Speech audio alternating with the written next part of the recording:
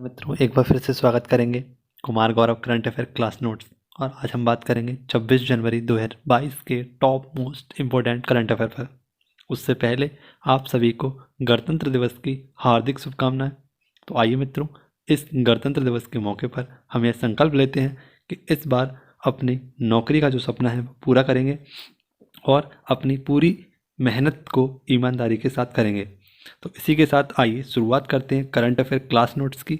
यदि आप इस परिवार का नया हिस्सा हैं तो जल्दी से इस चैनल को सब्सक्राइब कर लीजिए। ठीक है दोस्तों, यदि आप चैनल पर नए आए हैं तो चैनल को सब्सक्राइब कर लीजिए। आपका स्वागत है, क्योंकि इसी प्रकार से आपको सभी क्वेश्चनों के मैं लल्लन टॉप प्रश्न और सभी क्वेश्चन को समझाने वाला हूँ। तो बस आपको वीडियो को बिना स्किप किए अंत तक देखना है और कमेंट बॉक्स में एक बार बताना है कि आज की वीडियो आपको कैसी लगी।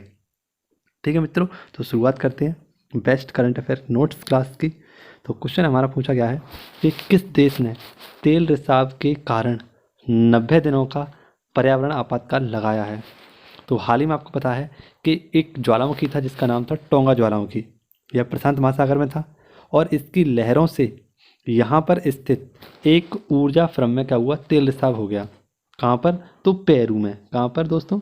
पेरू में। यह दक्षिण अमेरिकी देश है पेरू। यहाँ पर हाल ही में प्रशांत महासागर में टोंगा ज्वालामुखी फटा था और इसके फटने से इसकी लहरों में यहाँ के एक ऊर्जा फर्म में तेल रिसाव हो गया। ठीक है मित्रों, तो और इसी के कारण यहाँ के सरकार ने क्या किया है, तो 90 दिनों का तेल रिसाव के कारण आपातकाल की घोषणा की है।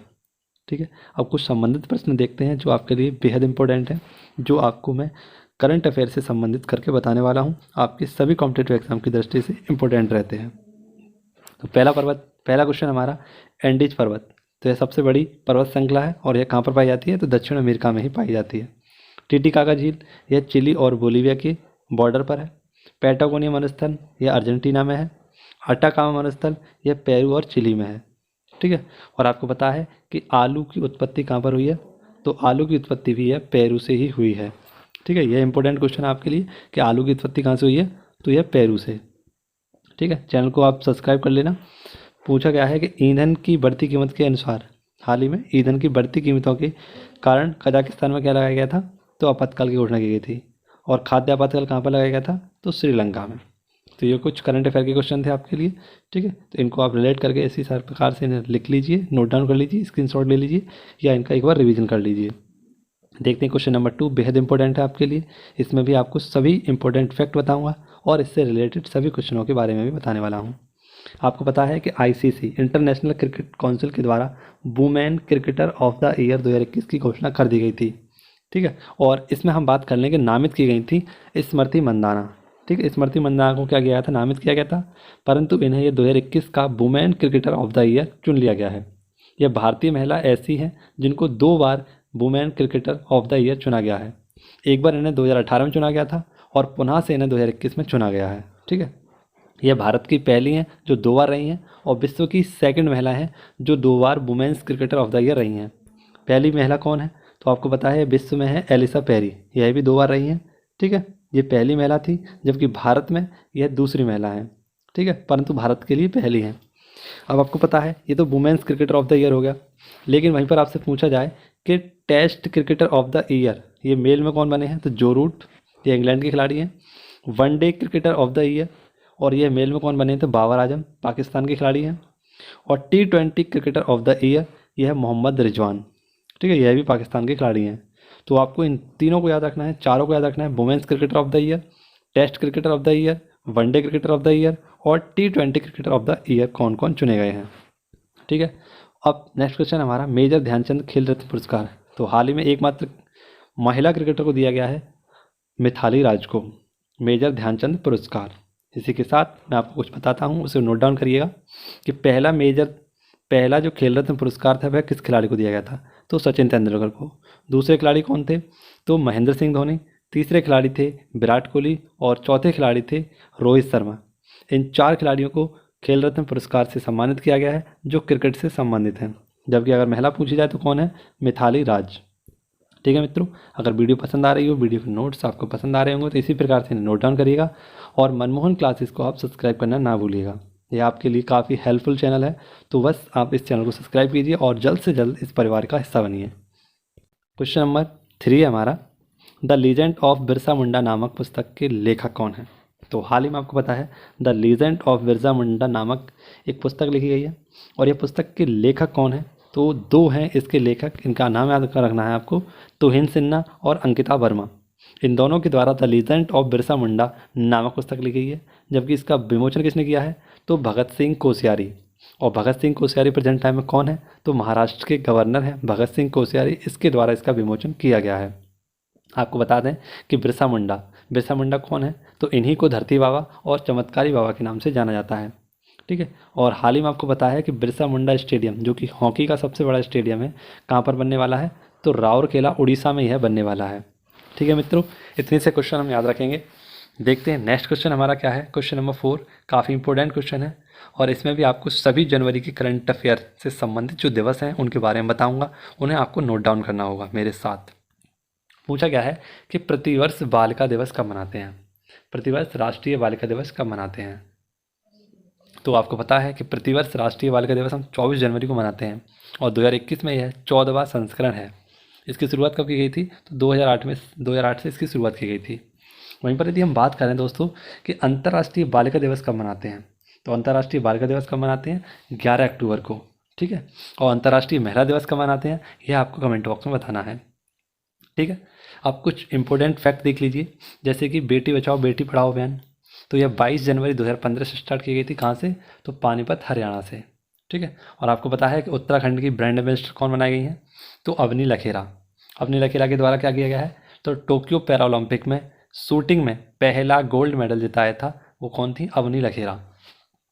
महिलाओं के लिए नई नीति हाल ही में किसने जारी की है, तो तमिलनाडु ने। ऑपरेशन माई सहेली, यह दक्षिण पूर्वी रेलवे के द्वारा स्टार्ट किया गया था, ऑपरेशन माई सहेली। और ऑपरेशन दुराचारी या उत्तर प्रदेश सरकार के द्वारा स्टार्ट किया गया था। ठीक है, अब ये तो सारे कुछ करंट अफेयर के क्वेश्चन थे, इन्हें आप नोट डाउन करिएगा। अब दिवसों से संबंधित एक क्वेश्चन आया है, तो उसके बारे में हम जानते हैं। तो सबसे पहले हमें याद रखना है कि 4 जनवरी को, तो 4 जनवरी को मनाते हैं विश्व ब्रेल लिपि दिवस। ठीक है, उसी के साथ आपका याद रखना है 9 जनवरी को राष्ट्रीय प्रवासी भारतीय दिवस मनाते हैं। उसके बाद आपको याद रखना है 12 जनवरी को राष्ट्रीय युवा दिवस मनाते हैं।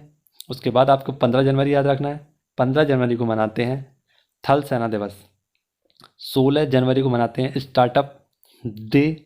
और इसी के साथ आपको याद रखना है 23 जनवरी को क्या मनाते हैं, तो पराक्रम दिवस। 24 जनवरी को राष्ट्रीय बालिका दिवस। 25 जनवरी को मनाते हैं मतदाता दिवस, और 30 जनवरी को मनाते हैं शहीद दिवस। तो ये सारे फैक्ट थे आपके लिए, जो कि आपको याद रखने हैं दिवस से। इनको एक बार रिवाइज कीजिए और पूरी वीडियो का लुत्फ लीजिए। इसी प्रकार से आपको बताऊंगा क्वेश्चन नंबर 5, इसमें आपको हिमाचल प्रदेश से संबंधित कुछ फैक्ट बताऊंगा, और प्राचीन नदियों के नाम आपको बताने वाला हूँ। तो पहला क्वेश्चन देखते हैं हमारा क्या है। पूछा गया है आदि बद्री बांध समझौता। तो हाल ही में एक बांध पर समझौता किया गया है बनाने के लिए, आदि बद्री बांध समझौता। तो किस किस राज्यों के मध्य हुआ है, इसे जानते हैं।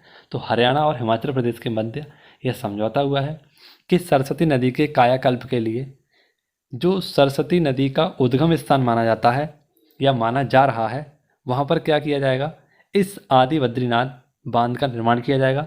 जिससे क्या होगा, तो जो हमारी सरस्वती नदी है, जो प्रेजेंट टाइम में विलुप्त हो चुकी है, उसके उद्गम स्थान से पानी बहाया जाएगा और इसकी कायाकल्प की जाएगी। ठीक है, इसी उद्देश्य से यह समझौता किया गया है।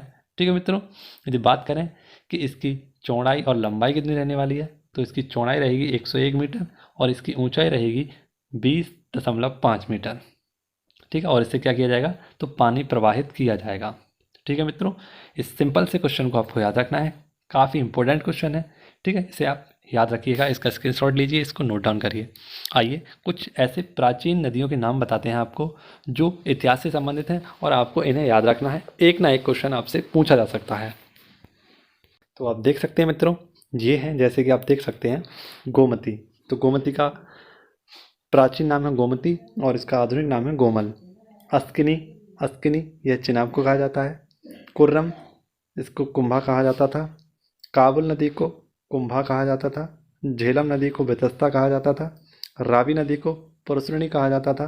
गंडक नदी को सदानीरा कहा जाता था। सतलज नदी को सतुद्री कहा जाता था। घग्गर नदी को दसदत्ती कहा जाता था और ब्यास नदी को बिपाशा कहा जाता था। तो इनका आपको स्क्रीनशॉट लेना है। ये प्राचीन नाम और आधुनिक नाम थे जो आपको याद रखने हैं। ठीक है मित्रों, आइए देखते हैं नेक्स्ट क्वेश्चन हमारा क्या है। क्वेश्चन नंबर 6 है अब हमारा। इसमें हम जानेंगे आपसे कुछ प्रमुख खिलाड़ी और उनके खेल।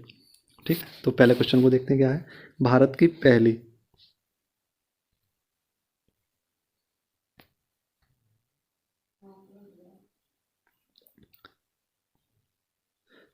पहली, माफ़ करना दोस्तों, कुछ थोड़ा सा टेक्निकल डिफ़ॉल्ट हो रहा है।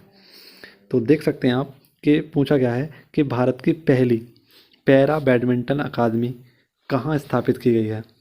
ठीक है, तो आपको बता दें ये लखनऊ उत्तर प्रदेश में पहली पैरा बैडमिंटन अकादमी की स्थापना की गई है। और 2024 में पेरिस के जो पैरालंपिक होने वाले हैं उसमें बेहतर प्रदर्शन के लिए इसकी शुरुआत की गई है। ठीक है, काफ़ी इंपॉर्टेंट क्वेश्चन आपसे पूछा जाएगा कि पैरा बैडमिंटन अकादमी कहाँ पर खोली गई है, तो लखनऊ में। तो ये यूपी जीके से भी संबंधित क्वेश्चन है आपके लिए और यह करंट अफेयर से भी संबंधित है। तो जैसा कि मैंने आपको बताया कि पीवी सिंधु, तो पीवी सिंधु यह बैडमिंटन से संबंधित है और 2016 रियो में इन्होंने रजत पदक जीता था। टोक्यो ओलंपिक में इन्होंने सिल्वर पदक जीता है। ठीक है मित्रों, यहाँ पे याद रखेंगे आई एम बैडमिंटन अभियान भी पीवी सिंधु के द्वारा चलाया गया था और प्रथम महिला हैं जिन्होंने 2 पदक जीते हैं। एमसी मैरी कॉम यह 6 बार विश्व चैंपियन रही हैं। 2012 लंदन ओलंपिक में इन्होंने कांस्य पदक जीता और बॉक्सिंग की यह खिलाड़ी हैं, मणिपुर से संबंधित हैं। ठीक है, तो ये 2 फैक्ट आपको याद रखने थे, काफ़ी इंपॉर्टेंट फैक्ट थे आपके लिए, इफेक्टेबल फैक्ट हैं जो सीधे सीधे आपके परीक्षा में फंसने वाले हैं। आइए देखते हैं नेक्स्ट क्वेश्चन हमारा क्या कह रहा है। क्वेश्चन नंबर 7, और क्वेश्चन नंबर 7 आपके लिए बेहद इंपॉर्टेंट होने वाला है मित्रों, क्योंकि यदि आप क्वेश्चन नंबर 7 देख रहे हैं तो आपके 2 नंबर पक्के होने वाले हैं, एक तो करंट अफेयर से संबंधित और एक जापान से संबंधित। तो जापान के कुछ ऐसे फैक्ट हैं जो आपको बेहद इंपॉर्टेंट रहेंगे, इनको आपको पूरी कोशिश करूँगा समझाने की यदि आप यहाँ तक पहुँचे हैं तो। क्वेश्चन है हमारा नेताजी पुरस्कार 2022। तो हाल ही में नेताजी पुरस्कार 2022 का वितरण किया गया है। कब? तो 23 जनवरी को। 23 जनवरी को क्यों? क्योंकि इसी दिन नेताजी सुभाष चंद्र बोस का जन्म दिवस है और इसको पराक्रम दिवस के रूप में मनाते हैं। इसके ही दिन तो एक पुरस्कार दिया जाता है जिसका नाम है नेताजी पुरस्कार 2022। ठीक है, यह किसे दिया गया है? तो जो सबसे ज़्यादा मानने वाले हैं नेताजी को वह हैं शिंजो अबे, इन्हीं को यह नेताजी पुरस्कार 2022 से सम्मानित किया गया है। शिंजो अबे कौन है? तो यह जापान के पूर्व प्रधानमंत्री हैं और 2021 में इन्हें पद्म विभूषण से भी सम्मानित किया गया है। भारत का जो दूसरा नागरिक सम्मान है पद्म विभूषण से इन्हें सम्मानित किया गया है। ठीक है, अब आपको मैंने कुछ समय पहले बताया था, परसों की क्लास में पढ़ाया था शायद, कि सुभाष चंद्र बोस आपदा प्रबंधन पुरस्कार 2021 किसे दिया गया है? तो प्रोफेसर विनोद शर्मा को दिया गया है और यह एक संस्था को दिया गया है जिसका नाम है गुजरात आपदा प्रबंधन संस्थान। तो यह फैक्ट आपको याद रखना था। अब आपके लिए जापान स्पेशल कुछ फैक्ट हैं जिन्हें आप देखना और समझने की कोशिश करना। एक एक फैक्ट आपके लिए इफेक्टिवफुल है, इम्पोर्टेंट है। ठीक है, जापान, तो जापान की राजधानी है टोक्यो और यह किस द्वीप पर है? तो होन्शु द्वीप पर जापान की राजधानी है टोक्यो। जापान की मुद्रा येन है। जापान की संसद को डायट कहते हैं और जापान के कुछ उपनाम हैं जिनको हम निप्पन, सुकुमार और सूर्यदेव के नाम से जानते हैं। ठीक है, जापान के कुछ प्रधानमंत्री जैसे कि शिंजो अबे मैंने आपको बताए हैं, तो यह 2 बार यहाँ के प्रधानमंत्री रह चुके हैं।